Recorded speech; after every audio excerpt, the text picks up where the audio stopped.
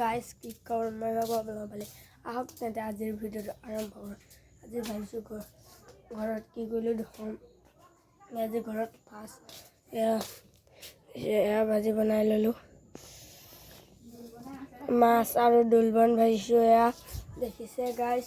আৰু এতিয়া বাহিৰত মায়ে বনাই আছে, এয়া মাছে ফুলকবিয়ে বনাব, মাছ এয়া পাততো দিব। এয়া দেখিছে গাইজ বনাই আছে।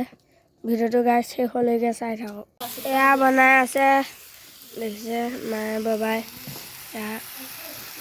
এয়া মাছ ভাজি থৈছে, মাছ কলপাতত দিবৰ কাৰণে কলপাত কাটি লৈছে।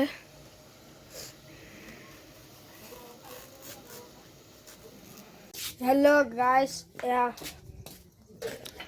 মাছ হৈ গ'ল, এয়া দেখিছে উলিয়াই ল'লোঁ। এয়া দিছে আৰু এফালে ভাত বহাই দিছে। যিহেতু ঠাণ্ডা ভাত আছে সেইকাৰণে অকণমানি পঁইতাতে ভাজে। এয়া তৰকাৰী হৈ গ'ল, এয়া দিছে গাইজ শেষলৈকে ভিডিঅ'টো চাই থাকক। যিহেতু আজি বাবা ৰাস চাবলৈ যাব, সেয়া সোনকালে ভাতটো খাই লৈছে। এয়া ঠাণ্ডা ভাতে দেখিছে, যিহেতু ৰাসলৈ যাব সেইকাৰণে খাই লৈছে। চাই থাকক ভিডিঅ'টো। হেল্ল' গাইজ, এতিয়া ভাত খোৱা কাৰ্যসূচী হৈছে। ইয়াত দেখিছে ভাত বাঢ়ি আছে, দেখিছে ভাত বাঢ়ি আছে। এয়া হেল্ল' গাইজ, এয়া ভাত, এয়া পিটিকাও ভাজি আৰু মাছৰ পুৰা দিব।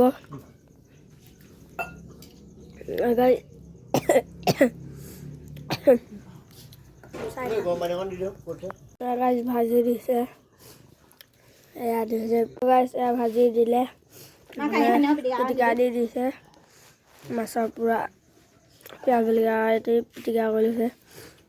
এয়া সকলো আহি গ'ল, এতিয়া আমি গাইজ এতিয়া ভাত খাওঁ। যদি ভিডিঅ'টো ভাল পায় লাইক, শ্বেয়াৰ আৰু ছাবস্ক্ৰাইব কৰি দিব। ধন্যবাদ, বাই বাই।